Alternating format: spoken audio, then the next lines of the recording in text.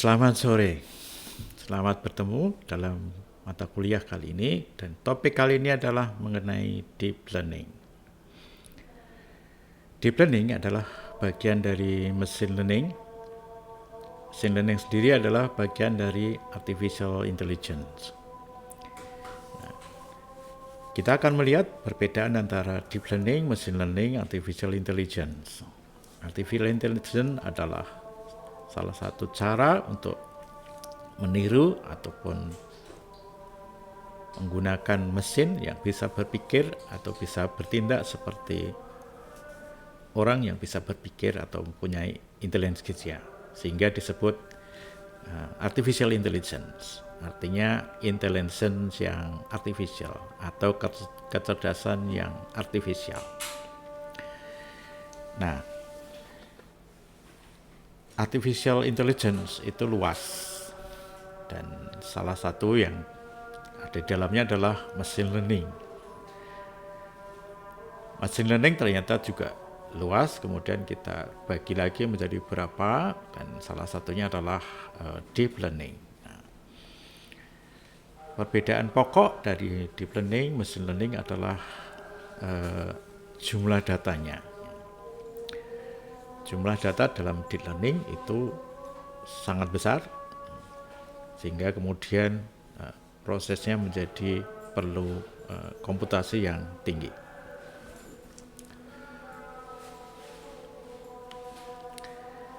Nah, kalau kita lihat diagramnya seperti ini, jadi yang hijau adalah artificial intelligence, kemudian yang kuning adalah machine learning, kemudian yang merah adalah deep learning.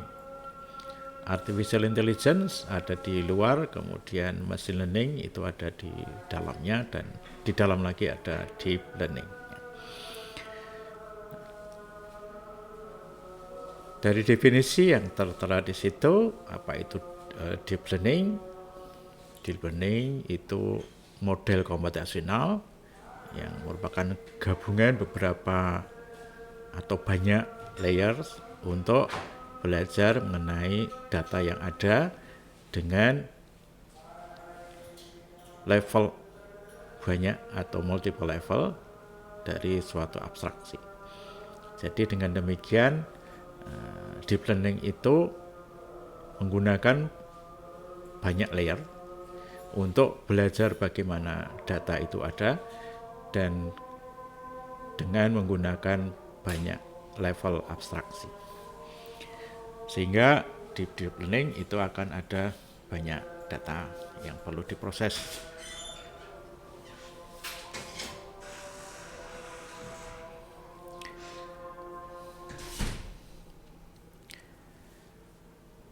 Jadi deep learning adalah salah satu cabang dari machine learning yang berfokus pada penggunaan neural network atau jaringan saraf tiruan dengan banyak lapisan atau deep neural network. Nah, lapisan itu digunakan untuk pelajari pola dan representasi data. Nah, cara ini atau teknik ini terinspirasi oleh cara kerja otak manusia dalam proses informasi dan digunakan untuk tugas-tugas yang kompleks. Tugas-tugas tersebut antara lain misalnya untuk pengenalan gambar, untuk pengenalan suara, untuk pemrosesan bahasa alami. Nah, ciri deep learning dari definisi itu terlihat bahwa multiple processing layers, jadi struktur jaringan yang berlapis.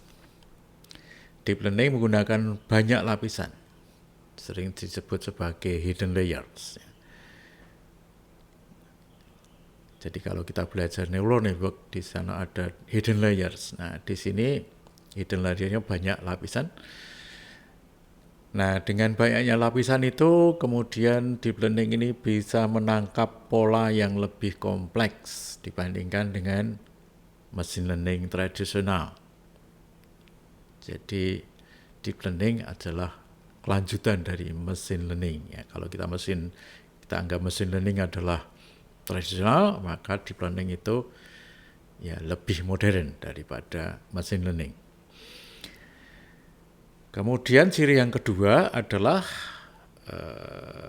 deep learning itu belajar dari data yang besar. Deep learning itu membutuhkan data dalam jumlah besar untuk dilatih agar bisa memahami pola yang ada. Datanya besar, nah makin besar datanya, makin sering diajari, makin sering belajar gitu, maka kemudian dia lebih pintar gitu. Sehingga makin hari mestinya kalau belajarnya makin banyak itu akan menjadi makin pintar.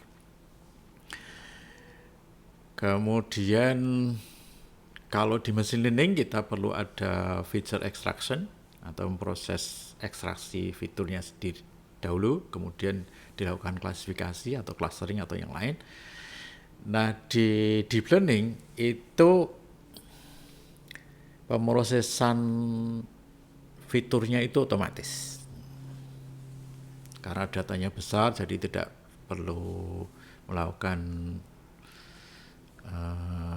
feature extraction dulu, tapi kemudian langsung saja diumpankan ke modelnya, maka deep learning itu akan melakukan pemrosesan fitur secara otomatis, mengekstraksi fitur secara otomatis.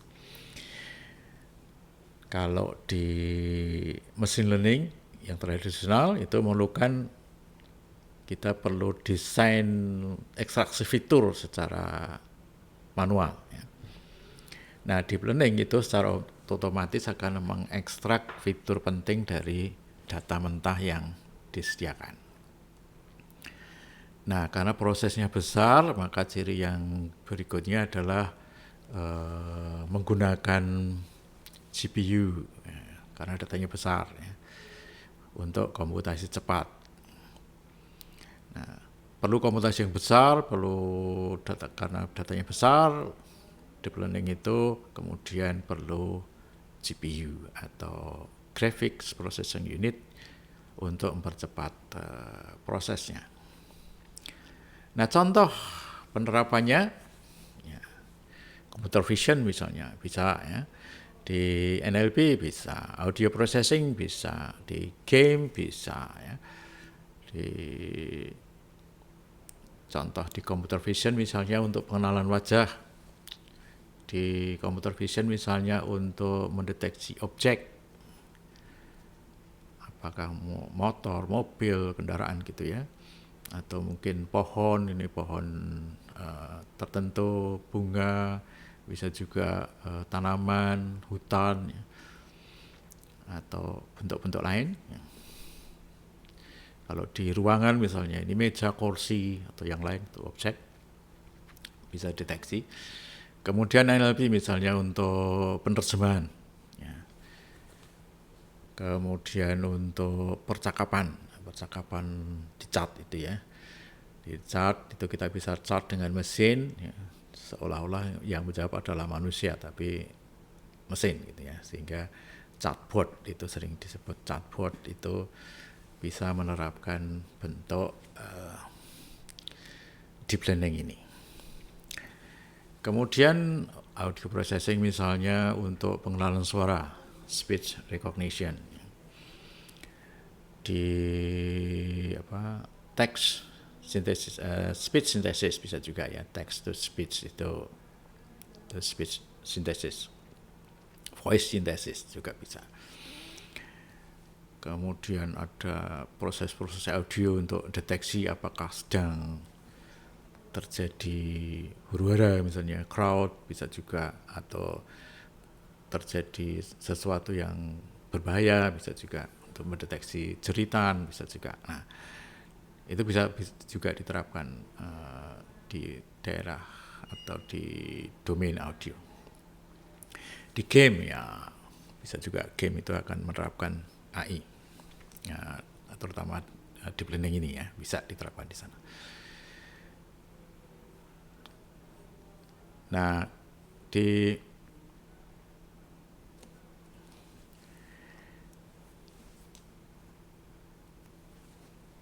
contoh gambar di sini misalnya ada mobil gitu ya. Nah, ini kalau di tradisional kita perlu melakukan ekstraksi fitur secara manual.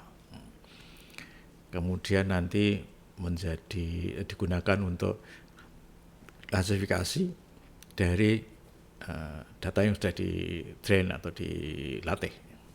Maka akan didapat nanti hasilnya adalah dikenali misalnya itu mobil atau motor atau truk atau yang lain. Nah, bisa tergantung dari model di sini apakah mau mengekstraksi kendaraan, mengenali kendaraan atau mengenali objek. Ya. Tuh. Nah, ini contoh-contoh yang biasa digunakan dalam proses citra. Misalnya di sini ada gambar kucing pakai model citra, pakai histogram of gradient bisa. Kemudian bisa juga dengan spektrogram di situ, ciri-ciri dari spektrogram akan menjadi ciri atau fitur. Kemudian ada shift di situ untuk membentuk beberapa bentuk dari pengenalannya. Ada lagi contoh di situ adalah untuk graph ya, di sini. Nah, bentuk-bentuk untuk ekstraksi fitur itu banyak macamnya ya. Kemudian ada juga proses klasifikasi, apakah menggunakan regresi, linear, kemudian decision tree, random forest, SVM. Nah, di neural network itu akan dipakai di deep learning-nya. Ya. Jadi kalau di deep learning, ya ini contoh-contoh gambar yang bisa diproses. Nah, harapannya dengan melihat gambar itu kita bisa misalnya dari gambar ini apakah bentuknya, kemudian dari video itu apakah di situ ada objek-objek tertentu, bisa juga untuk audio, bisa juga untuk thermal infrared. Itu berarti mendeteksi suhu ya, dari gambar atau citra. Kalau warnanya merah berarti panas, kalau hijau dingin, biru lebih dingin misalnya. Nah, itu bisa dilakukan dengan memakai infrared, thermal infrared, bahkan membentuk gambar sesuai dengan suhunya.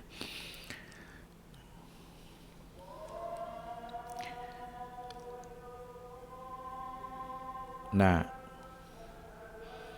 ini sudah tercantum dua perbedaan atau dua langkah yang berbeda gitu ya di tradisional dan di deep learning.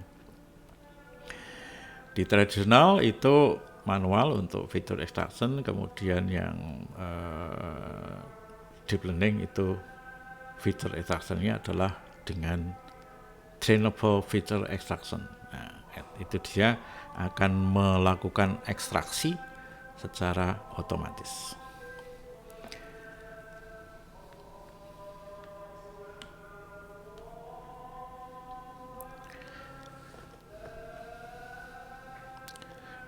Nah, misalnya ada bentuk gambar gitu ya di sini ya, modelnya bentuk gambar. Nih, tadi ini, ini ya, gambar mobil. Kemudian ini ada audio, ini ada gambar mobil juga untuk ekstraksi. Nah, di algoritma deep learning itu menggunakan convolution neural network CNN ya, misalnya untuk pengolahan gambarnya. Kemudian bisa juga pakai recurrent neural network RNN. Ini bisa digunakan untuk kalau yang tadi CNN untuk gambar misalnya, kalau RNN itu untuk teks atau suara, jadi data-data yang berurutan. Nanti suara audio itu kan berurutan ya. Kemudian teks itu juga kalimat-kalimat, kata-kata, kalimat di atas kata-kata, kata-kata di atas huruf-huruf gitu ya. Bisa juga menggunakan bird ya. Atau birdnya itu variasinya banyak ya, nanti bisa bird. Kemudian kalau yang khusus untuk kesehatan tuh ada misalnya clinic bird ya. Ada bird yang lain misalnya untuk khusus. Bird itu umum, kemudian bisa digunakan lebih khusus lagi untuk hal-hal yang lebih spesifik. Untuk medis misalnya ada clinic bird ya. Kemudian ada AM bird ya, banyak modelnya. GPT juga digunakan untuk proses bahasa. Nah, kenapa deep learning itu menjadi populer?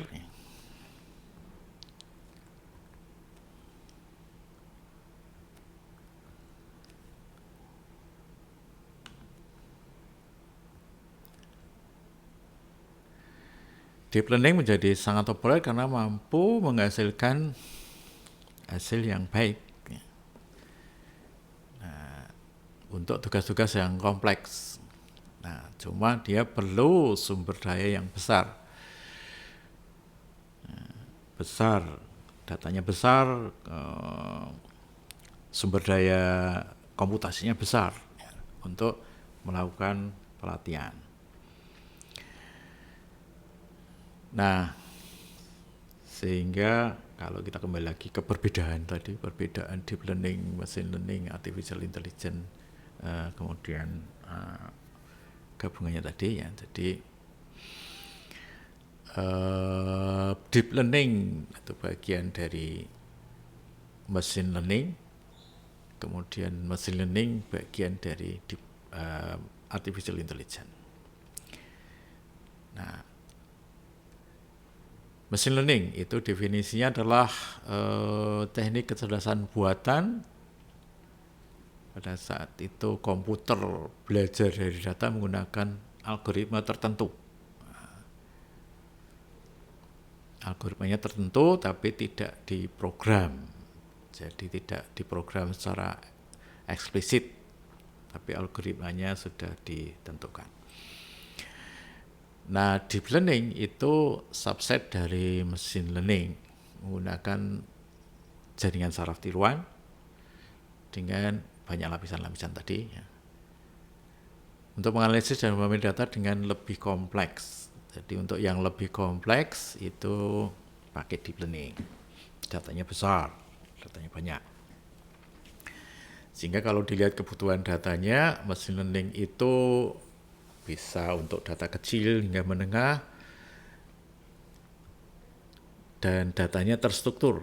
Nah, biasanya kalau machine learning itu ya datanya terstruktur. Kalau data pasien misalnya, yaitu akan ada nama, kemudian misalnya rekam medis itu ada kapan, didiagnosis apa, gejalanya apa, itu strukturnya jelas gitu ya. Nah, bisa juga untuk pengenalan suara itu dari MFCC atau amplitudo atau frekuensi, pitch gitu. Nah, itu bisa dijadikan struktur data untuk audio misalnya. Nanti bisa dipelajari untuk machine learning-nya. Nah, jadi kalau machine learning datanya kecil hingga menengah, kalau deep learning butuh data yang besar untuk hasil yang optimal. Ya. Supaya hasilnya optimal, datanya perlu besar. Gitu ya. Deep learning. Nah, fiturnya kalau di machine learning itu diberitahu cara mengambil fiturnya gitu ya. Nah, kalau di deep learning tidak. Jadi deep learning itu ya sudah data mentah langsung dimasukkan ke deep learning, maka deep learningnya akan pelajari fiturnya dari data mentah tersebut. Nah, kalau machine learning, fiturnya yang pelajari adalah yang memprogram gitu ya. Oh, ini yang diambil apa saja. Oh, ini yang diambil misalnya suaranya saja, amplitudenya saja, atau mungkin keras lemahnya, atau mungkin nadanya saja, atau mungkin durasinya. Nah, itu ditentukan sebelumnya oleh yang memprogram. Nah, kalau dilihat dari sisi kompleksitas modelnya, machine learning itu menggunakan algoritma misalnya linear regression, decision tree, kemudian SVM, support vector machine. Modelnya lebih sederhana. Karena sederhana, datanya sedikit, maka mau lebih cepat untuk dilatih dan tidak terlalu tergantung pada sumber daya komputasi tinggi. Ya, jadi pakai laptop, datanya kecil bisa gitu ya, bisa cepat gitu. Sebaliknya di deep learning, deep learning itu akan menggunakan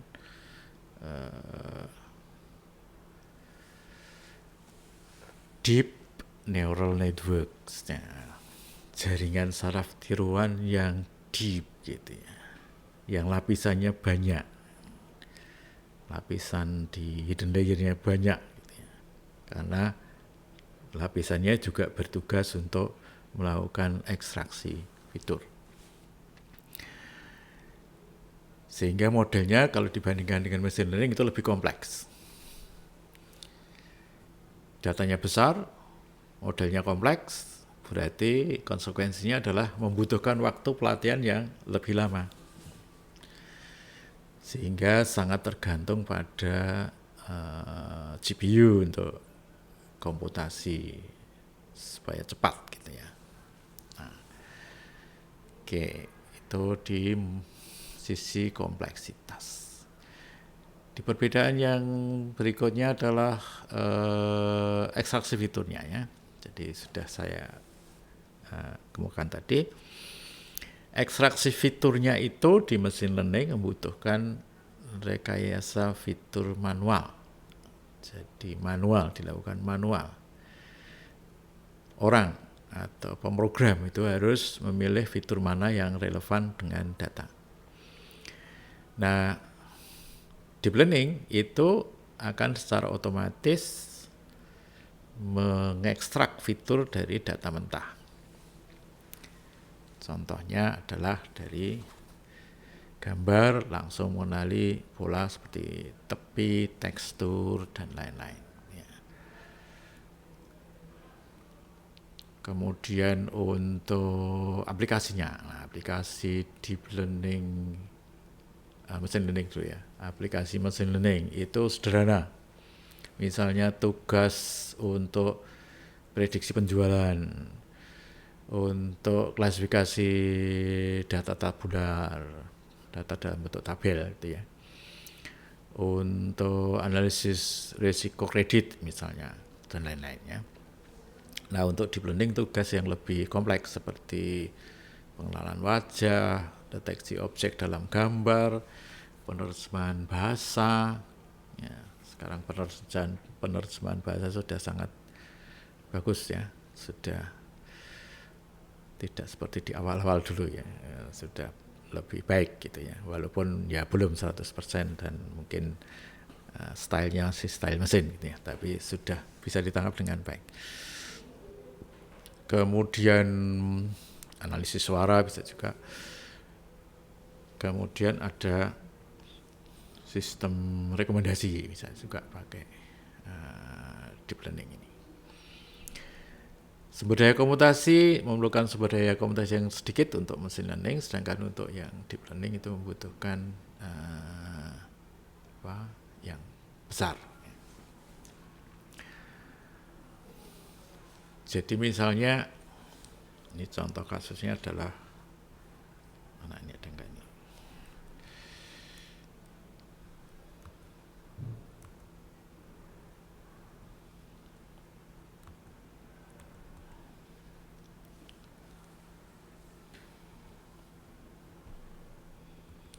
Ya, mengenali gambar gitu ya. Mengenali gambar nih. Ini suara nih gambarnya. Oke, mengenali gambar misalnya ya.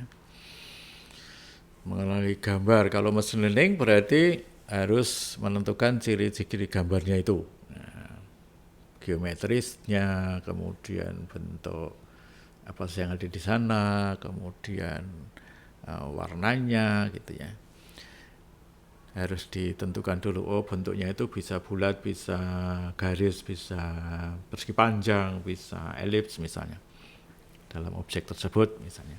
Oh kalau objek ini itu hanya bisa punya persegi panjang saja, garis saja. Nah itu bisa ditentukan dulu ciri-cirinya gitu ya. Nah itu berarti ditentukan oleh manusia atau oleh pemrogram. Nah kalau deep learning berarti ya sudah gambar-gambar itu tadi diumpankan langsung ke deep learning. Nah deep learning yang akan mempelajari, oh gambar-gambar objek itu akan seperti apa. Nah, kemudian karena datanya besar, ya, berarti dia akan tahu model-modelnya itu akan dikenali, kemudian akan bisa mengklasifikasi.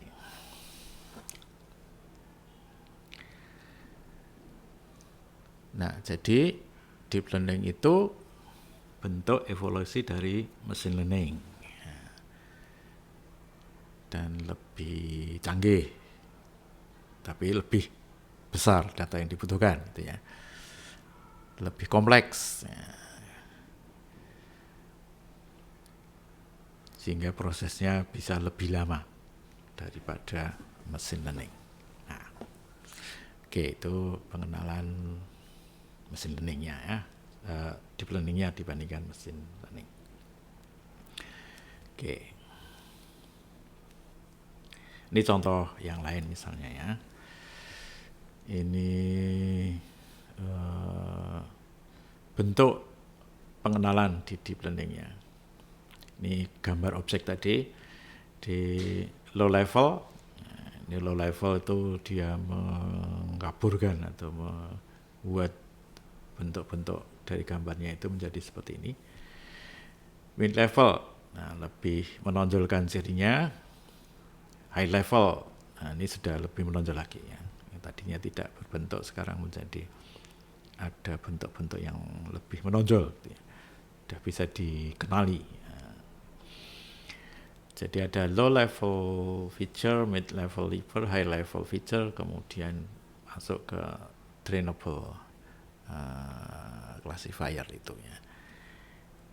Nah di situ untuk deep learning di feature-nya itu bisa low level, mid level maupun high level. Jadi kalau kita belajar deep learning, kita tidak belajar bagaimana mengekstraksi fitur, tapi kita belajar bagaimana data yang besar itu bisa dimasukkan ke deep learning sehingga dia dapat menghasilkan klasifikasi, classifier di sini ya. Modelnya menjadi classifier untuk mengklasifikasi objek atau hal-hal yang perlu dikenali misalnya.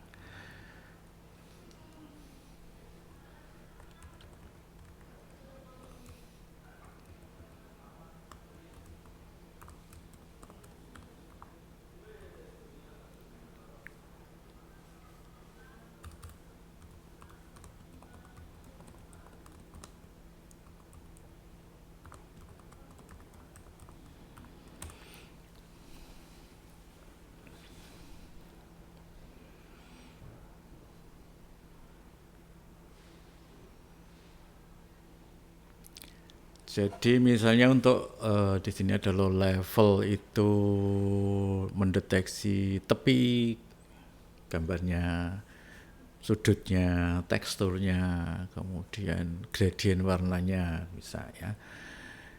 Nah,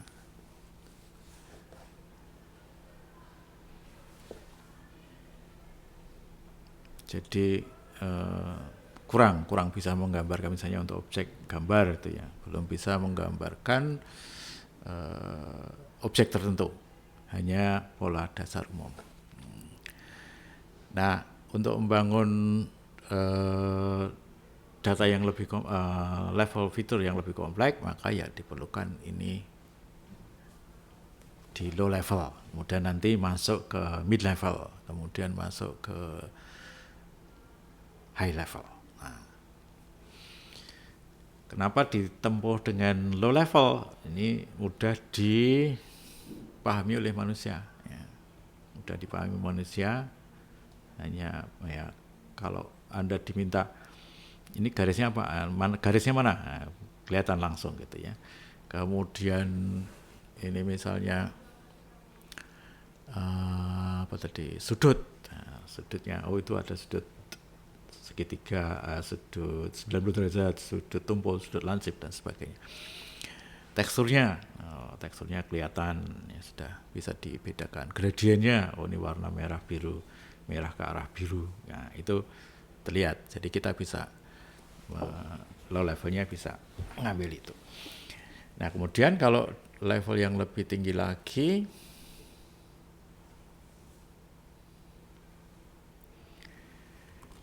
di mid level, berarti ya levelnya sebelum high level di situ ya. Jadi kalau di high level itu mencakup representasi kompleks dari hubungan antar pola dasar yang dipelajari di lapisan sebelumnya, gitu ya. Di lapisan sebelum high gitu ya. Contohnya kalau wajah misalnya, ada bagian wajah itu ada matanya, ada hidungnya, ada mulutnya gitu ya. Kalau mobil ya ada rodanya, ada setirnya, ada jendelanya gitu. Ada bannya itu ada velgnya, di bodinya ada bumpernya misalnya gitu. Nah itu bisa dilihat di sana. Kemudian hubungan spasial antar objek. Objek ban itu ada di samping misalnya gitu ya, daripada bodi. Jendela itu ada di atas, tidak di bawah ya misalnya. Kemudian kalau mata misalnya di atas, di samping, kiri kanan, kalau hidung di tengah satu, nah itu akan merupakan hubungan antar objeknya.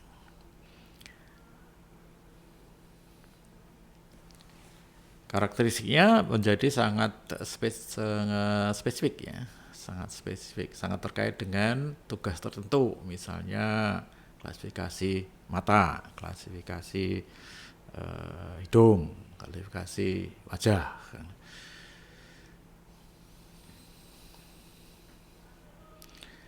Nah, abstraksinya tidak mudah dipahami oleh manusia gitu ya. Kalau tadi di awal garis warna itu kelihatan. Nah, kalau ini yang high level di kanan ini ya, ini tidak begitu mudah untuk dilihat di sini. Oh ini bentuk, ini kenapa beda gitu ya, kenapa beda dengan yang lain. Nah, kadang-kadang kita menjadi tidak mudah untuk melihatnya. Nah, deep learning itu bagaimana? Nah, akan membantu jaringan atau lapisan tadi untuk memutuskan atau mengklasifikasi data dari pola yang kompleks tadi. Di polanya kompleks,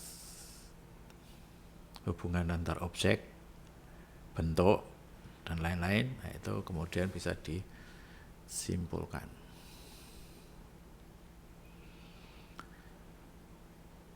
Nah, contoh misalnya di CNN ya, di CNN itu lapisan awalnya, lapisan low levelnya misalnya itu ya mendeteksi tepinya, teksturnya, kemudian menggunakan konvolusi untuk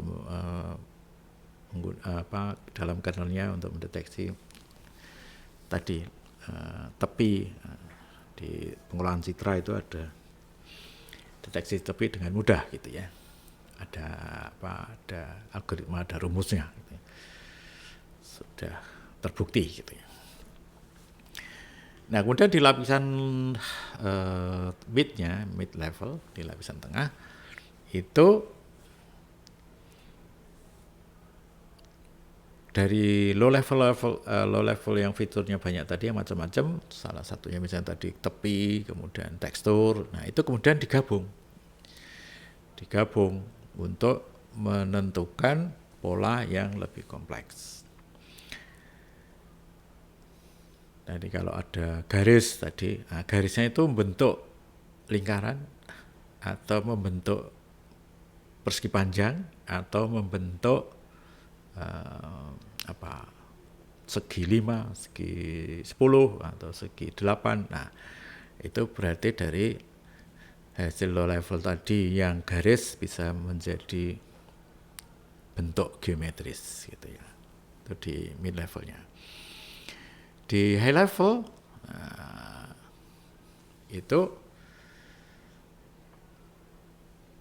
tadi sudah dikenali bentuk objeknya di mid level ya. Di high level itu bentuk keseluruhan objeknya.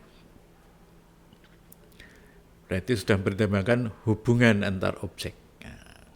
Tadi objek lingkaran dengan objek persegi panjang dengan objek elips, hubungannya bagaimana? Nah, ini akan menjadi, kalau objek ini dia akan menjadi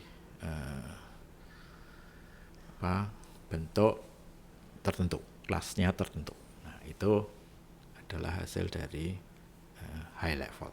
Ya. Jadi low level, mid level, high level dari feature-nya itu akan digunakan untuk mendekatkan pada objek kelasnya tadi. Di kelasnya misalnya bentuk mobilnya, apakah mobil atau truk atau sedan atau minibus, ya itu kan tergantung dari hubungan antar bentuk-bentuk yang geometris yang dihasilkan oleh mid level ya. Kemudian dihubungkan di high level ya, ada kalau rodanya besar-besar, rodanya lebih dari 2, lebih dari berapa gitu. Kalau dilihat dari samping misalnya itu ya kelihatan besar-besarnya gitu ya. Tingginya bisa juga, itu akan menjadi truk misalnya atau bis. Beda dengan sedan yang pendek misalnya. Nah, itu gabungan dari objek-objek yang ada hasil dari mid level. Mid level sendiri berasal dari low level.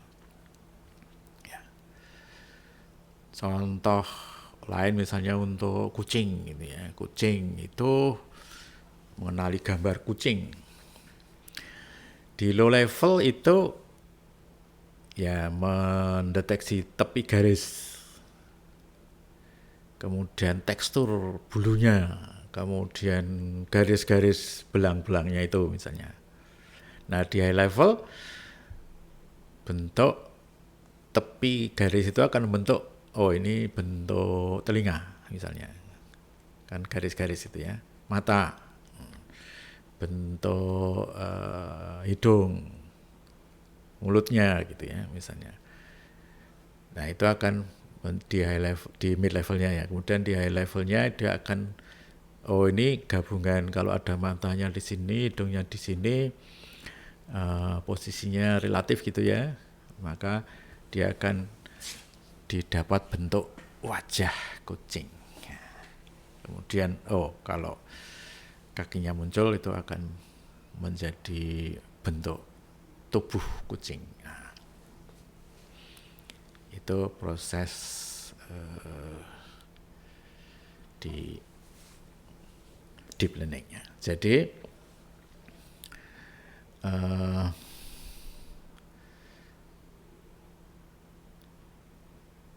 kalau dilihat karakteristik dari masing-masing level, berarti kalau low level itu kompleksitasnya rendah, tidak kompleks. Mid ya kompleksitasnya sedang. High level kompleksitasnya tinggi. Kemudian ciri-ciri spesifik di low level itu polanya menunjukkan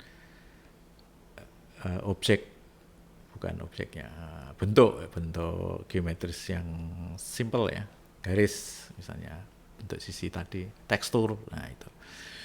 Sedangkan yang mid level ya polanya menunjukkan hubungan antar objek yang lebih garis-garis semua gitu ya, garis-garis semua akan bentuk segitiga, segi empat, lingkaran, nah gitu. Kalau yang high level berarti sudah ini bentuk garis dengan tekstur, dengan garis yang membentuk telinga dengan tekstur biru coklat atau orange, nah itu akan menjadi telinga kucing misalnya. Nah, jadi di mid level itu akan menjadi jembatan penghubung antara fitur level dasar dengan atau low level dengan fitur yang lebih tinggi atau high level atau abstrak. Sehingga di mid level itu akan mengumpulkan fitur-fitur yang ada di low level untuk dijadikan fitur baru. Ya. Jadi kalau di mid level tuh lingkaran segitiga gitu. Itu bagian dari mid level yang terdiri atas garis-garis. Jadi kombinasi tepi yang berupa garis itu akan membentuk fitur pola lingkaran segitiga dan lain-lain. Kemudian bisa juga mata gitu ya, bentuk mata, bentuk telinga, bentuk hidung, ya itu akan menjadi mid level. Terus kalau di contoh audio misalnya suara kombinasi frekuensi tertentu itu membentuk suara vokal spesifik, itu mid ya. Nah terus low levelnya apa? Low levelnya adalah ya mengenal frekuensi, mengenali durasi misalnya, mengenali nada pitch ya, itu ada di low level. Nah di high levelnya apa? Setelah mengenali kombinasi frekuensi dengan suara vokal yang spesifik, kalau dikombinasikan bisa membentuk kata, bisa membentuk kalimat, bisa membentuk paragraf, nah itu ya, yang diucapkan oleh seseorang misalnya. Nah itu akan menjadi high levelnya. Contoh di teks misalnya untuk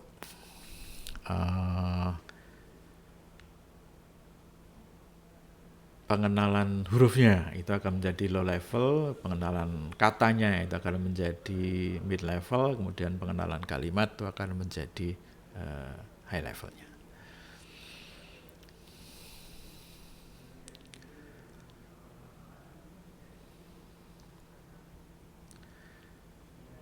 Nah, jadi di low level adalah elemen dasar yang membangun pola kompleks.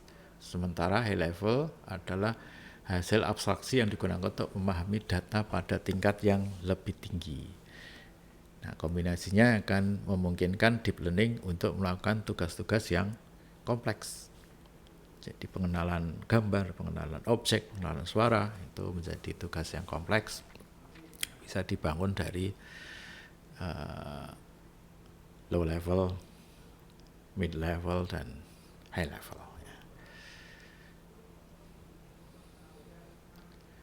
Nah, kalau mid level itu tadi adalah deep level untuk mengintegrasikan yang low level, pola sederhana. bagian yang lebih bermakna, garis-garis menjadi lingkaran persegi panjang gitu ya. Kemudian garis bentuk tadi belum mengenali objek, maka kemudian perlu high level. Nah, bagaimana kalau mid levelnya tidak ada? Nah, kalau mid levelnya tidak ada, maka model akan sulit memahami hubungan antara pola dasar tadi, garis-garis saja, dengan objek ya, yang kompleks. Ya, maka perlu mid levelnya. Gitu ya. Oke.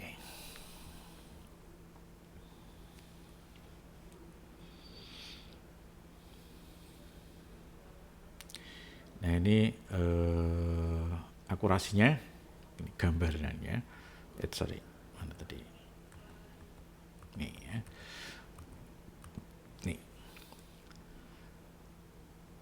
Ini contoh, ini tahunnya bawah ya. Kemudian ke atas itu adalah error rate-nya. Tahun 2010, nah, ini feature engineering, ini yang biru, kemudian yang ungu adalah deep learning, yang apa ini merah bata, itu human. Nah, terlihat bahwa di 2010 feature engineering 2011 itu error rate-nya masih di atas 22 di sini ya. Tapi kemudian mulai 2012 itu ada deep learning turun menjadi 15 lebih sedikit ya, mungkin 16 gitu ya. Kemudian 2013 turun lagi sekitar 10, kemudian 2014 turun lagi sekitar 7.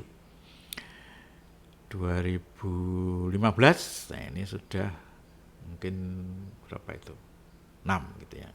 Atau separuhnya 7,5, 4 ya. 4 mungkin. Nah, ini sudah sangat mirip human dengan archive ini ya, archive ini sudah ya, kalau dilihat error rate-nya sudah sangat mirip dengan human. Oke. Tuh.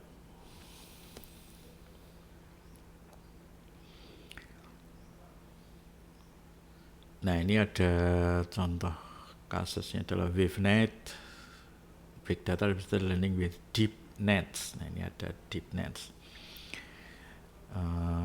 WaveNet kan ini berhubungan dengan gelombang audio. Ya. WaveNet, a generative model for raw audio. Nah, ini akan menghasilkan model audio. Ya. Near human level text to speech performance. Dia akan menghasilkan yang sangat dekat atau sangat mirip dengan suara orang. Ini text to speech. Jadi kalau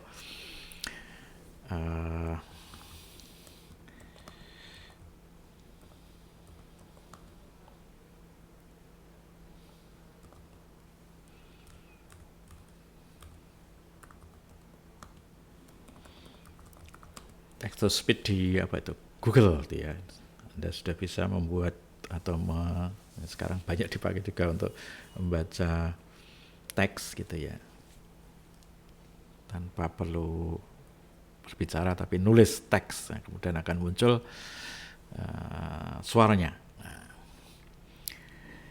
Nah itu memakai deep learning ya, tapi diterapkan pada text to speech. Text to speech di deep learning, menggunakan deep learning. Nah ada bukunya sendiri itu ya, buku deep learning untuk text to speech. Nah WaveNet sendiri itu adalah neural network ya, yang mempelajari pola data suara di rekaman suara untuk menghasilkan suara juga. Nah, pendekatan ini berbeda dengan text to speech tradisional. Kalau tradisional itu dia akan memakai misalnya concatenative synthesis, itu berarti menggabung atau mengconcate suara-suara, kemudian dijadikan suara yang lain atau dari bentuknya itu akan menjadi yang diinginkan kata gitu ya. Yang digabung-gabung adalah fonem saja. Nah, kemudian menjadi kata. Nah, itu kalau concatenative synthesis. Ada juga yang parametric synthesis. Nah, kalau parametric synthesis itu menggunakan parameter. Ini model statistik untuk menghasilkan suara berdasarkan parameter tertentu. Ya, vocoder contohnya itu. Vocoder itu bentuk ada mekaniknya gitu, bentuk mekanik yang bisa diubah-ubah parameternya sehingga menghasilkan suara tertentu. Ya. Nah, WaveNet itu memakai deep learning ini. WaveNet itu pelajari langsung representasi akustik dari data suara mentah, data suara-suara itu ya, yang memungkinkan model ini menghasilkan suara dengan kualitas dan natural atau alamiah itu jauh lebih baik daripada yang tradisional concatenate atau tadi parametrik ya. Nah, WaveNet itu digunakan sebagai komponen dalam text to speech yang deep ini ya, mengubah teks menjadi suara. Jadi cara kerjanya teks diinputkan, diubah menjadi suara, menjadi fonetik, bentuk fonem, dan punya fitur linguistiknya. Nah,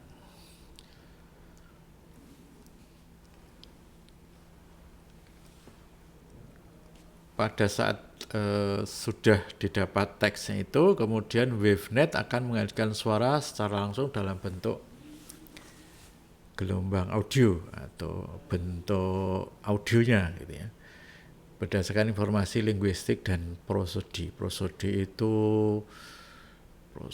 itu ya intonasi, ritme gitu ya, durasi gitu, prosodi dari teksnya itu. Oh, ini kalau berdasarkan deep learning maka teks ini akan disuarakan seperti ini. Nah, gitu akan bentuk waveform dari yang dihasilkan oleh WaveNet. Nah, kemudian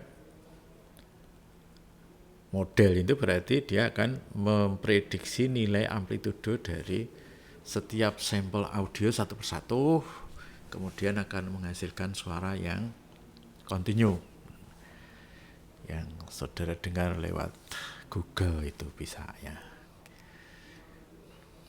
Nah, keunggulannya apa dari TTS tradisional, TTS itu text to speech ya. Keunggulannya kualitas suaranya WaveNet itu mampu menghasilkan suara dengan detail yang bagus, ya, intonasinya, imponsinya, variasinya itu menyerupai suara manusia. Nah, hati-hati sekarang di internet banyak aplikasi yang bisa mengubah ya mengubah suara seseorang berubah menjadi seorang yang lain gitu ya. Selain wajah juga bisa ya, wajah di video seperti video salah satu diubah ke bentuk yang lain wajahnya gitu. Tapi suaranya atau menyuarakannya seperti yang lainnya tadi. Nah, pernah beredar juga pidato Presiden Jokowi yang menggunakan suara seperti mengucapkan bahasa Mandarin atau bahasa asing gitu ya. Nah, itu hasil dari deep learning yang berhubungan dengan text to speech dan juga wajah itu ya, wajah movie atau gerak bibir yang bisa dianimasi sesuai dengan yang diucapkan dalam bahasa tertentu. Nah, kemudian tadi keunggulannya WaveNet adalah alami. Yang kedua, berbagai bahasa bisa didukung. Ya. Dapat dilatih bahasa tertentu, suaranya spesifik, suara presiden, suara anak kecil, suara yang lain gitu ya. Jadi sangat fleksibel dalam aplikasi.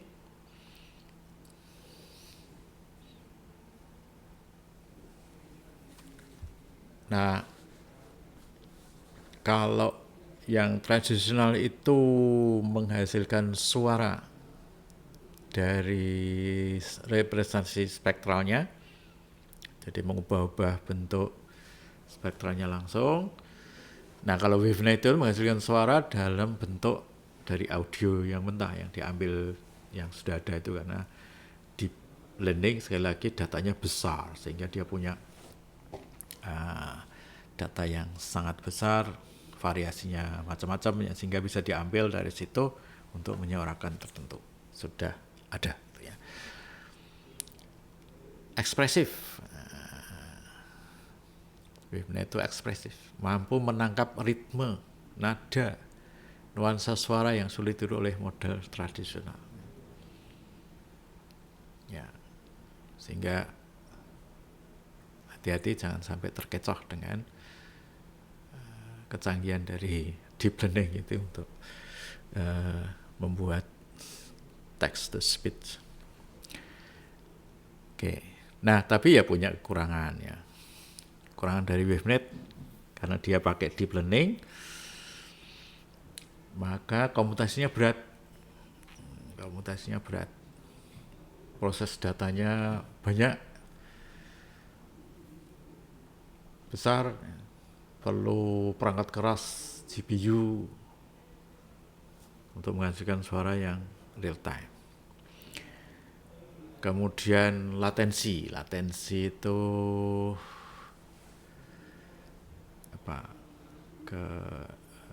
penudaannya. Pendekatan ini akan menyebabkan latensinya tinggi, walaupun latensi ini bisa diatasi dengan variasi mode seperti di paralel gitu ya. WaveNet-nya tidak hanya satu, banyak, tapi di paralel, kemudian nanti disambung di akhir. Nah, penerapan WaveNet di mana? Ya, bisa di asisten virtual, Google Assistant misalnya gitu ya, itu menggunakan WaveNet untuk menghasilkan suara yang lebih natural ya. Google Assistant itu ya ngomong gitu ya, bisa menangkap suara dan bisa ngomong. Nah, ngomongnya itu makin natural gitu ya, makin kesini makin natural. Google Text to Speech ya, yang kita bisa pakai ya secara gratis setelah mendaftar misalnya, walaupun terbatas panjangnya ya, itu API yang diberikan ke kita itu oleh Google Text to Speech itu menggunakan WaveNet. Bisa juga kalau film-film, video itu kita bisa digunakan untuk dubbing ya.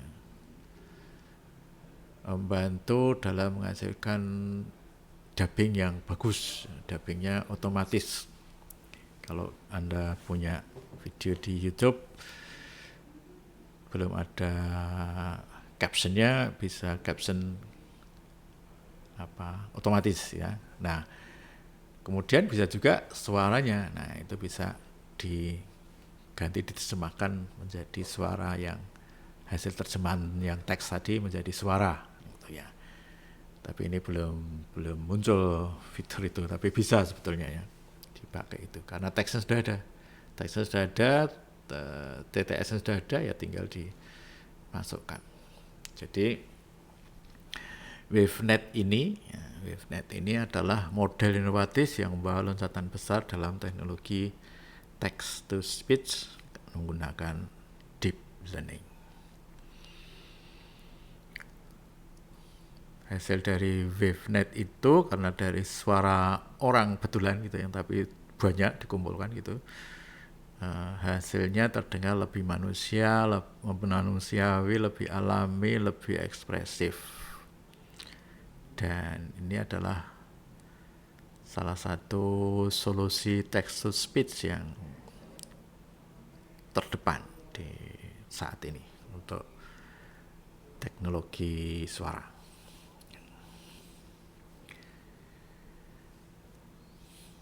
Kemudian ini DeepNet berhubungan dengan Neural Translation Machine. Neural Translation Machine itu ya, ini saya tidak bisa membaca yang di atas apa gitu ya. Tapi maksudnya gini, ini ada encoder dari bahasa mungkin Cina atau Jepang gitu ya, mungkin Cina ya, Mandarin gitu ya. Kemudian diterjemahkan menjadi bahasa Inggris sini ya. Nah, prosesnya dari encoder ke decoder. Nah,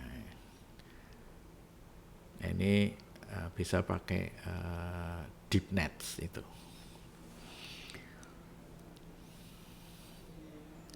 Ini translation model, di gambarnya di sini ada English, Spanish ya, English French, kemudian English Chinese, Spanish English, French English, dan Chinese English. Itu bisa terlihat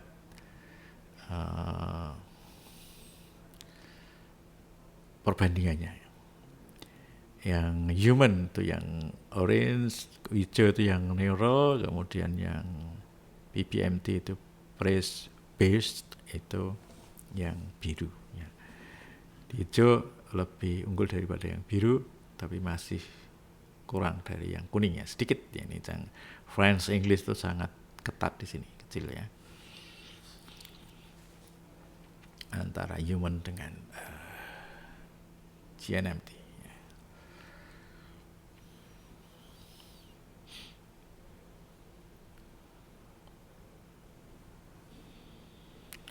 Nah, jadi deep learning itu layer-layer tadi ya. Maka kita bisa lihat contoh kasusnya di sini untuk simple neural network.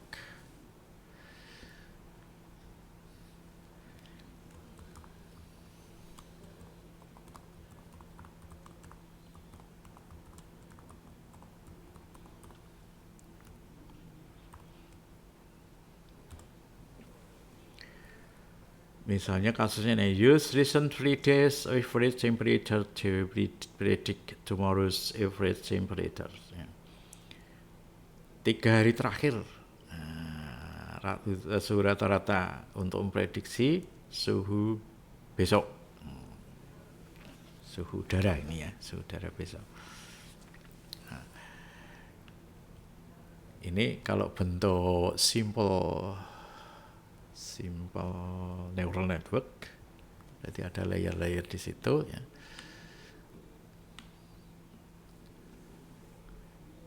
Ada komponen utamanya. Komponen utamanya adalah ada input layer, kemudian ada output layer. Ya. Di depan itu ada input layer, di belakang itu ada output layer, kemudian di tengah ada hidden layer. Nah, hidden layer itu optional. Hidden ya, itu optional.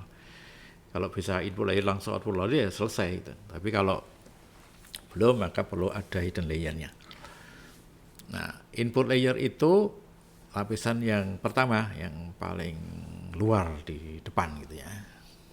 Ini yang akan menerima data dari luar. Contoh datanya apa? Bisa numerik, bisa gambar, bisa teks, bisa audio ya, yang sudah diubah dalam bentuk numerik. Numeriknya adalah matriks atau vektor gitu ya. Kemudian output layer itu adalah lapisan terakhirnya. Lapisan terakhir yang berdasarkan hasil dari jaringan ini, ya, networknya ini. Contohnya adalah prediksi kelas, misalnya kucing, anjing, binatang apa gitu ya. Atau nilai numerik. Nah, misalnya harga rumah atau suhu udara ini ya, karena kita kasusnya di suhu udara berarti nanti munculnya mestinya adalah suhu udara gitu ya, suhu udara. Nah, di bulat-bulat itu, di bulat-bulat itu ada apa namanya? Neuron. Itu unit memproses dalam jaringan. Setiap neuron itu akan menerima input, kemudian melakukan operasi aritmetik, kemudian menghasilkan output. Nah, gitu ya. Ini prinsipnya gitu. Dia akan punya input, kemudian akan menghasilkan output. Nah, hidden learning di sini kebetulan atau contohnya adalah 2. Bisa 2, bisa 3 gitu ya. Kemudian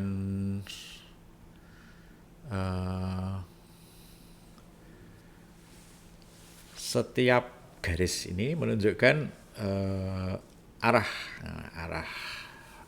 datangnya data atau keluarnya data gitu ya. Nah, di sini misalnya dia punya input dari ketiga-tiganya di sini, kemudian akan menghasilkan output ke layer berikutnya ke 4 node ini ya. Nah, itu akan digunakan bentuk setiap garis itu adalah datanya itu ya, berapa kekuatan koneksinya, kekuatan atau bobotnya gitu ya antar neuronnya itu.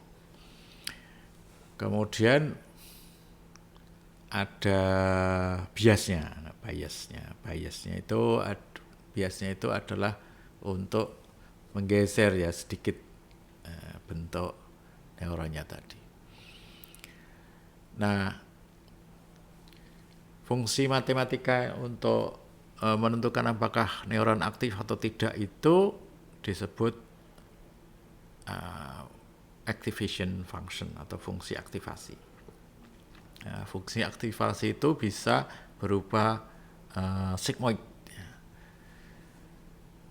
untuk output yang bernilai probabilitas itu pakai sigmoid.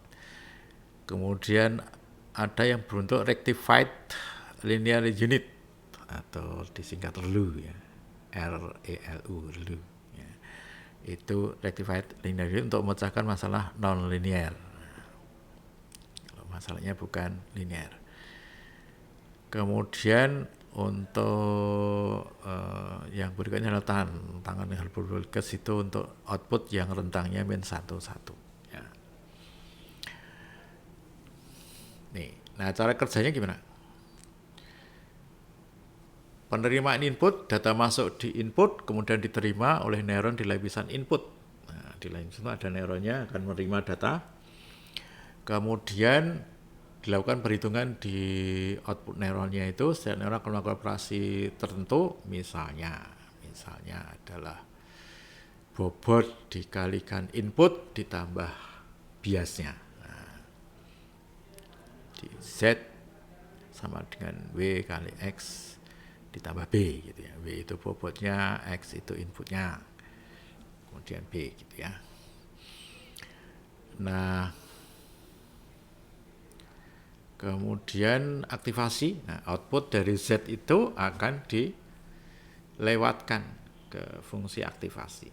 Nah, fungsi aktivasi itu akan menghasilkan nilai untuk nilai akhir dari neuronnya itu. Setelah itu dipropagasi ke layer berikutnya. Output dari neuron itu akan diteruskan ke layer berikutnya. Nah, akan menjadi input dari lapisan berikutnya. Nah, kemudian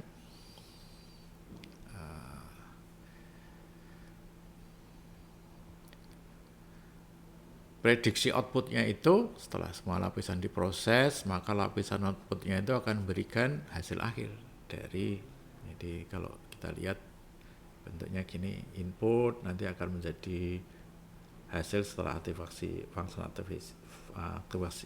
function fungsi aktivasi itu kemudian dikirim ke layer berikutnya. Ini akan menghasilkan output juga, akan masuk ke layer berikutnya sampai menghasilkan output.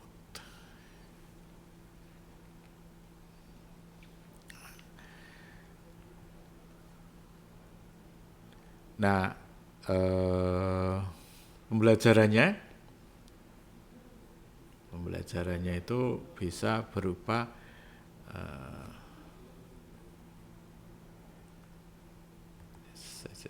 mana ini ya.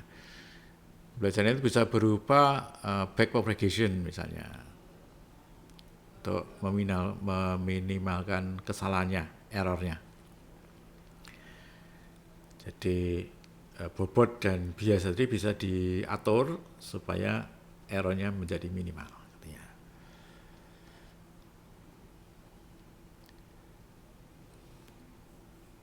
Nah ini contoh tadi, misalnya ini kalau di dalam apa? Ini sintaks Python ya. Fungsi simoid itu kalau digambarkan seperti ini. Ini fungsi simoid. Ini misalnya f lambda x, kemudian bentuknya adalah 1 per 1 plus np eksponen minus x. Ya, ini sigmoid. Kemudian x adalah np random 31, random input vector dengan 3 kali 1. Kemudian H1, H2, ini hidden layernya, hidden layer 1, hidden layer 2. Hidden layer 1 itu dari np.w1. Di W1, W2, W3 itu adalah parameter yang digunakan untuk belajar ya. Termasuk B-nya ini ya. Di W tadi adalah weight-nya, ini B itu tadi bias-nya atau bias-nya ya. Nih, kemudian X-nya berasal dari sini ya. Terus ini H2-nya ya di layer berikutnya. Nah, out-nya di sini adalah dot itu dot produk ya, W3H2. W3 adalah weight atau bobot dikalikan H2 hasil dari layer yang hidden layer yang kedua, maka jadilah output nih. Nah itu simple neural network.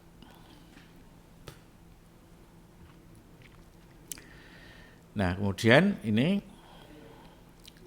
yang forward pass itu akan menghasilkan error, bukan menghasilkan error, ya outputnya bisa error itu ya.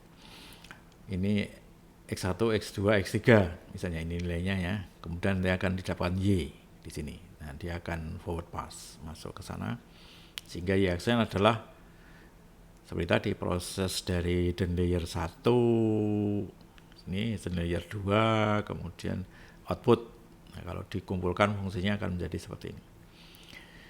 Di W1X B1 adalah dari layer 1, kemudian W2 dari fungsi ini kan fungsi dan layer 1 ya. Ini menjadi W2B H, tadi H1 ini, H1 plus B2. Itu akan didapat output dari layer 2, kemudian akan di hidden layer 2, kemudian dimasukkan fungsi yang terakhir untuk fungsi outputnya, maka didapat Y aksennya. Nah errornya didapat tuh ya, predictionnya 10, ground truth-nya 80, maka didapat error ini 80 dikurangi 10,4 dikuadratkan. Nah, kemudian ini akan digunakan untuk mengupdate parameternya gitu. Nah, akan dicari minimize-nya sehingga nanti didapat parameter yang baik.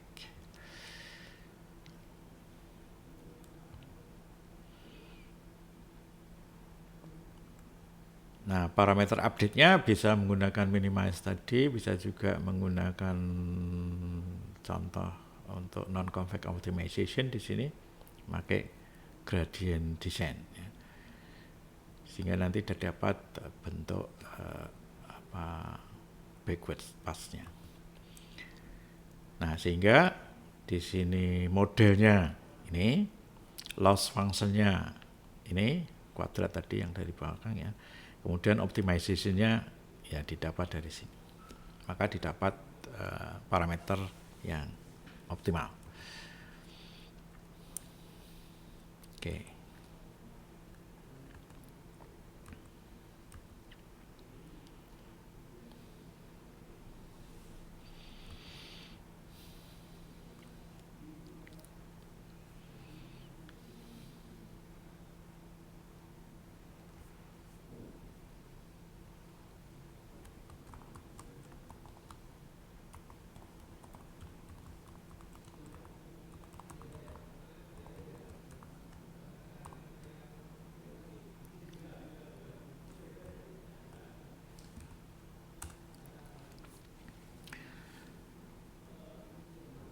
Ini contoh-contoh yang dari TensorFlow ya. Kalau Anda buka di TensorFlow bisa pakai ini.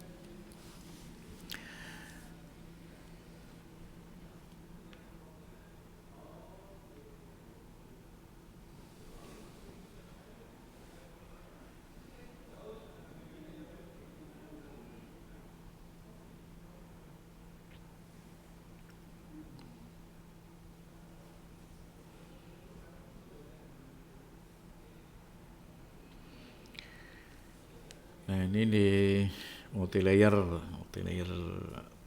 perceptron, istilah di atas itu ya. Multilayer perceptron itu bentuk dasar dari jaringan saraf tiruan yang mampu memproses hubungan nonlinear dalam data. MLP singkatannya gitu ya. Ini banyak digunakan sebagai dasar untuk deep learning ya, atau basis dari deep learning. Nah, kemudian di situ ada fully connected layer, fully connected nonlinear. Nah, fully connected itu seperti apa? Fully connected nonlinear misalnya.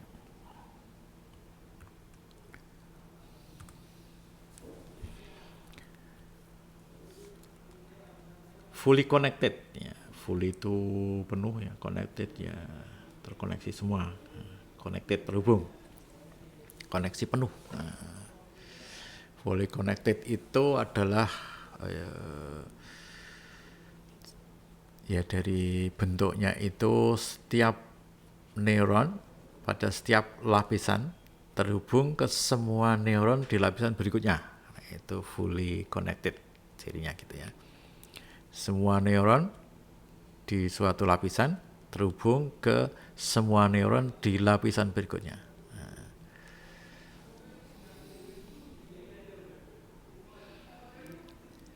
biasanya ini digunakan di akhir-akhir gitu ya. Tapi kalau gambar ini semua di fully connected ya. Nah, cirinya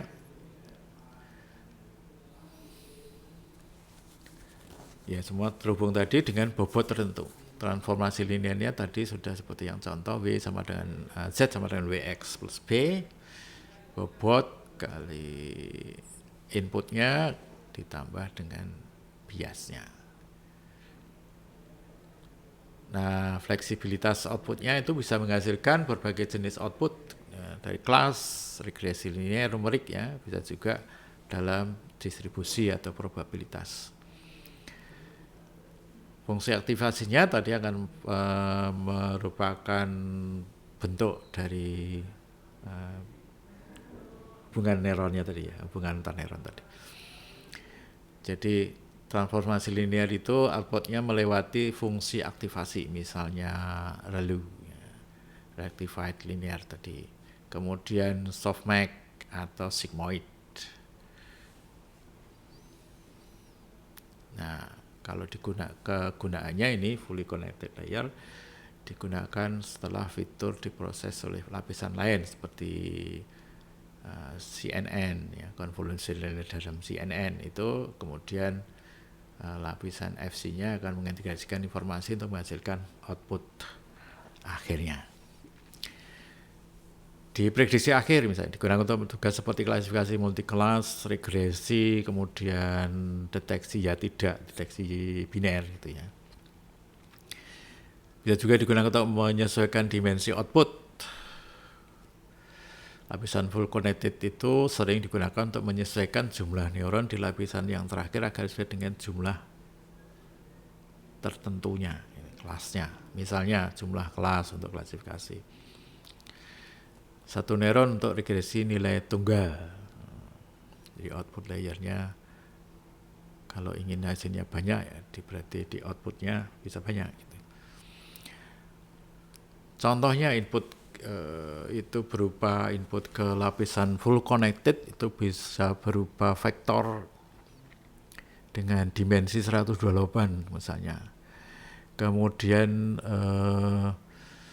transformasinya lapisan full connected tadi akan memiliki bobot yang memungkinkan 128 tadi fitur ke neuron di lapis berikutnya misalnya hanya 10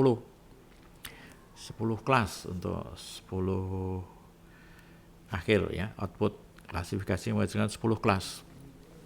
Nah, sehingga di klasifikasi 10 kelas itu tadi tugas dari lapisan full connected yang akan menghasilkan 10 nilai yang menunjukkan probabilitas dari masing-masing kelasnya tadi.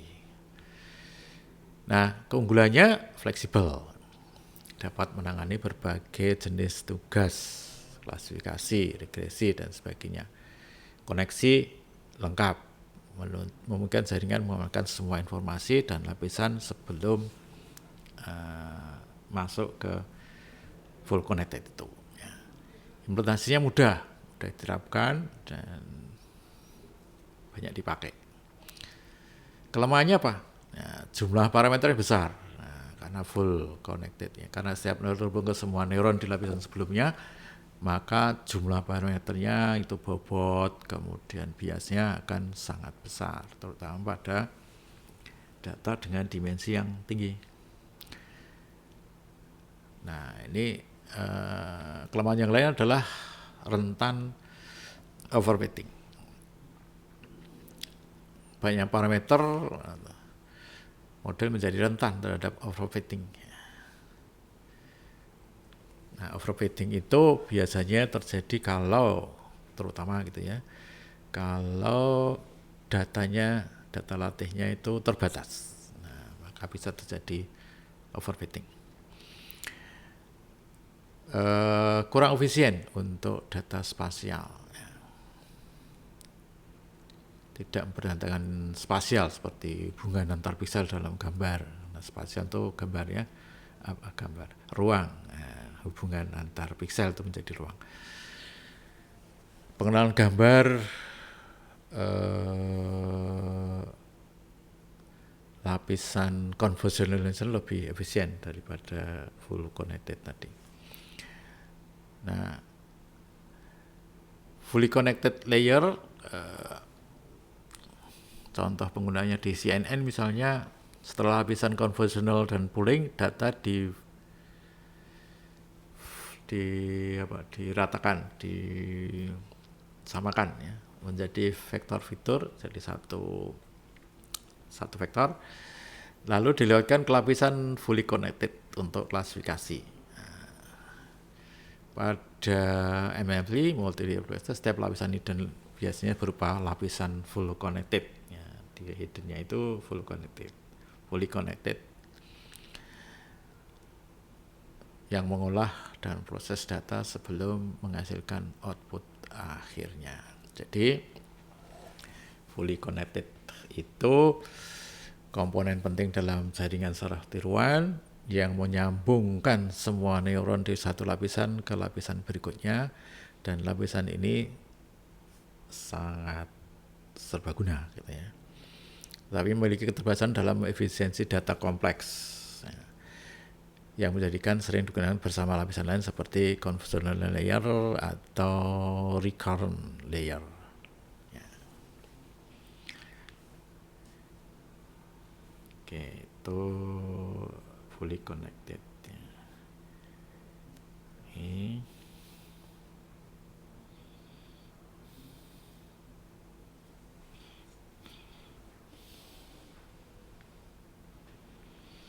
Yang sigmoid dan tanha. Ya.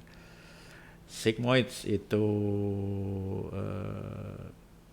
major drawback-nya sigmoid saturate and kill gradients. Ya. Gradientnya langsung kill di situ ya. Oke. Ini bentuk ReLU, ya. Rectified linear unit, cheaper compared with sigmoid. Ya. Jadi linear ya. Kalau sigmoid itu eksponensial. No gradient saturation, faster in convergence state, neuron if learning rate set to high. Ini negatifnya ya. Di posisinya cheaper, no gradient saturation. Kemudian negatifnya adalah dead neurons kalau learning rate-nya terlalu tinggi. Ini contoh a plot from Chris Heskey indicating the 6 times improvement in convergence with ReLU unit compared to Tanz unit. Ya. Ini perbandingannya aja. At the nonlinear operation, leaky ReLU max out. Ini bentuk rumusan lain dari nonlinear operator.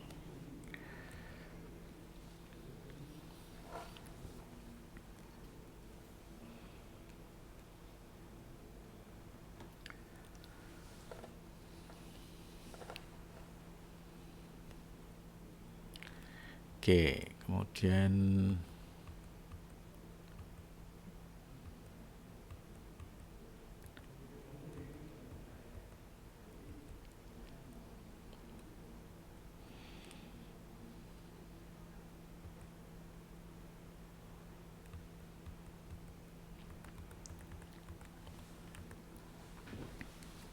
ya, ini contoh-contoh yang lain ya.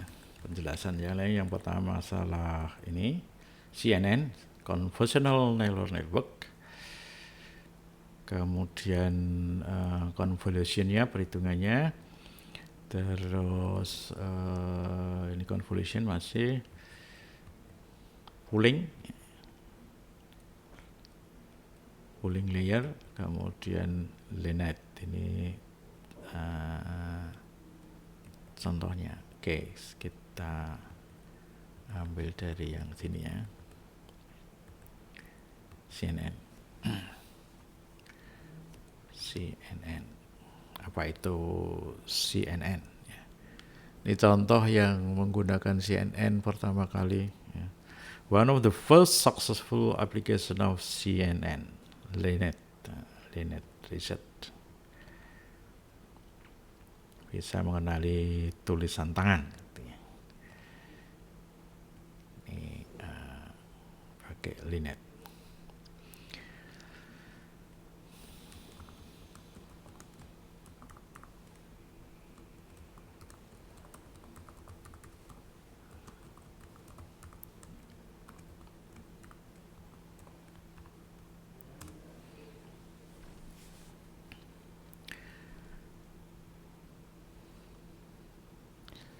Jadi CNN itu adalah convolutional neural network, jenis jaringan saraf tiruan, neural network, jenis jaringan saraf tiruan.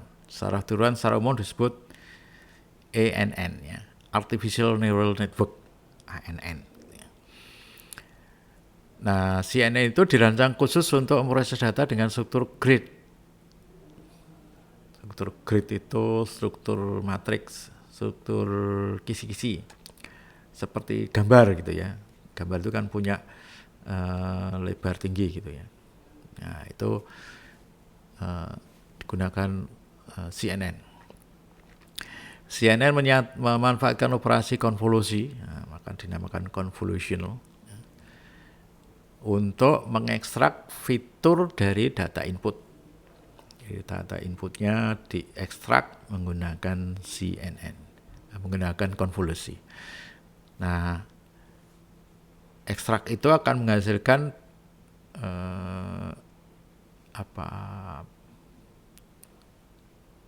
nilai yang lebih kecil gitu ya, kalau dilihat di sini ya. Sehingga menjadi sangat efektif untuk tugas penanganan pola, klasifikasi gambar, analisis visual. Salah satu arsitektur CNN yang paling awal adalah LeNet. Ya, ini LeNet itu ya. LeNet itu yang saling awalnya di bawah itu ya. Nah, jadi komponen CNN itu apa? Komponen CNN adalah convolutional layer. Nah, kemudian yang depan itu ya, convolution ya. Kemudian activation function, kemudian pooling layer, kemudian fully connected layer. Terus ada dropout kalau perlu ya, optional ini. Nah, jadi kalau kita lihat di situ, misalnya ini dari depan gitu ya. Ini depannya adalah convolutions ini layer ya. Dari input masing-masing gambar akan menjadi matriks di sini ya. Lapisan ini menggunakan filter kernel untuk mengekstrak fitur seperti tepi, tekstur, atau pola kompleks dari data input. Nah, operasi konvolusi itu akan mempertahankan hubungan spasial dalam data. Kemudian activation function, fungsi aktivasi, itu yang akan menggunakan lalu tadi misalnya untuk memperkenalkan non-linearitas. Kemudian ada pooling atau subsamplingnya, mengurangi dimensinya. Nah, setelah tadi besar, kemudian di pooling di sini ya, dia akan melakukan pooling di sini. Kemudian lakukan convolution lagi. Di sini convolution, kemudian subsampling lagi, pooling ya. Nah, pooling itu akan mengurangi dimensi, berarti downsampling, tapi mempertahankan informasi penting. Pooling yang bisa diambil misalnya pooling maksimumnya, max poolingnya, atau average pooling. Average pooling berarti diambil rata-ratanya masuk, diambil sebagai unsur yang diteruskan ke layer berikutnya. Nah, setelah melalui pooling, convolution, pooling lagi misalnya, terus FC ya, fully connected tadi, full connection itu, fully connected layer. Ya, setelah fiturnya diekstrak, mereka didatakan, dijadikan satu vektor dan dilewatkan ke lapisan fully connected layer untuk menghasilkan prediksi akhirnya. Prediksi akhirnya berapa itu output. Drop itu kalau perlu, kalau tidak drop out tuh layernya ya.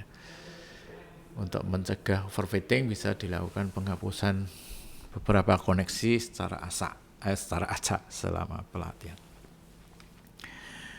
Oke, nah cara kerja CNN-nya gimana? Gambar atau data input dilewatkan ke CNN, convolutional layer, menghasilkan ekstraksi fitur, menghasilkan fitur yang diekstrak tadi.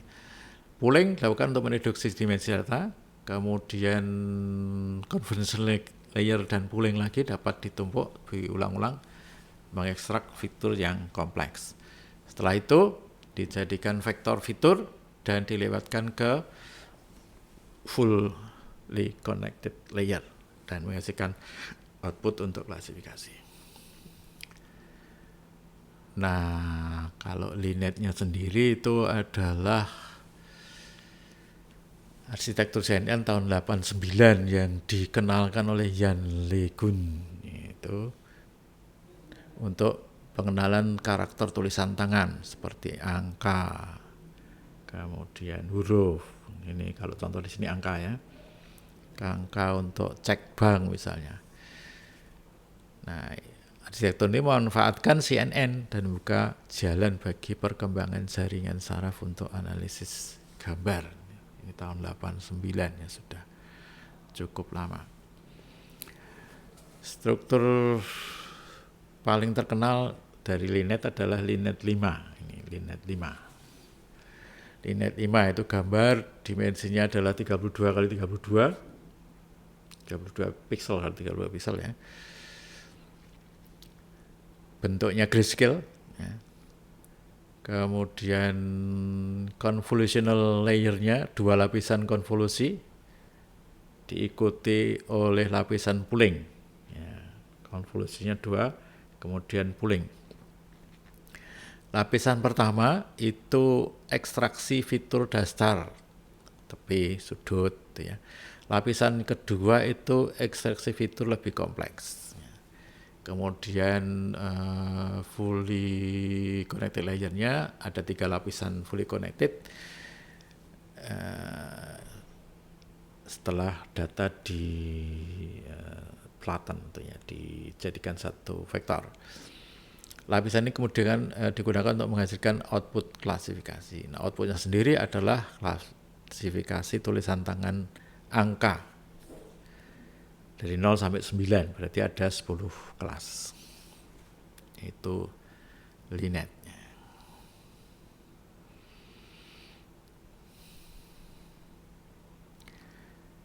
Nah, LINET juga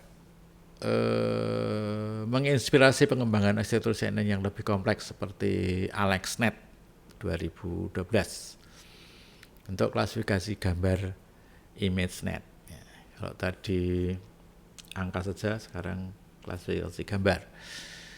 Kemudian ada lagi VGGNet, ResNet, Inception itu untuk tugas-tugas seperti pengenalan objek dan segmentasi gambar.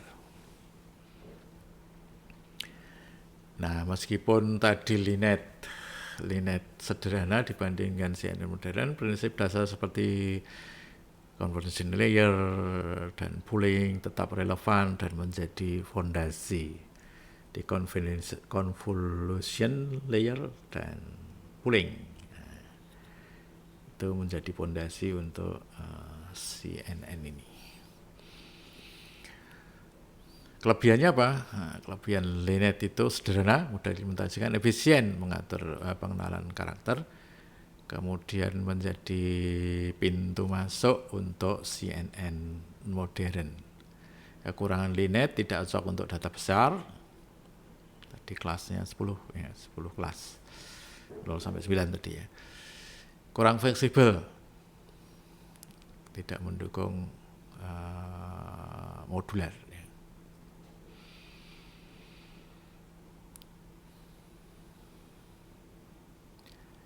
Oke, jadi CNN itu jenis jaringan saraf yang dirancang untuk memproses data grid seperti gambar dengan LINET sebagai salah satu arsitektur awal yang menerapkan prinsip dari CNN. LINET menjadi dasar bagi pengembangan CNN modern, memungkinkan aplikasi yang lebih kompleks dan akurat dalam bidang fisik komputer dan lainnya. Itu CNN.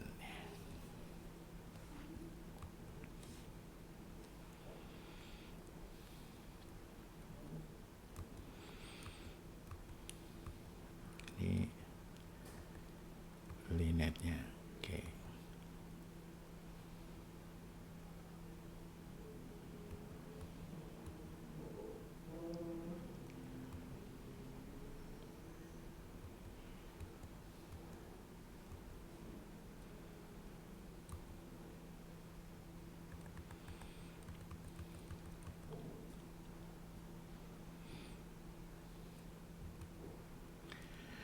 Oke, mengenai variasi-variasi yang lain untuk convolution, ini ada up convolution, kemudian convolution transpose dan deconvolution, itu istilah-istilah untuk up convolution. Ini contoh-contohnya, itu bisa ya kita teruskan di lain kesempatan. Oke.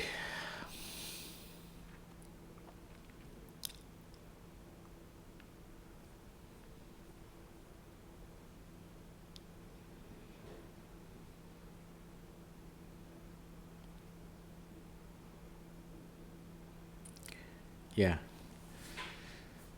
kita sudah belajar mengenai deep learning dengan CNN. Ya.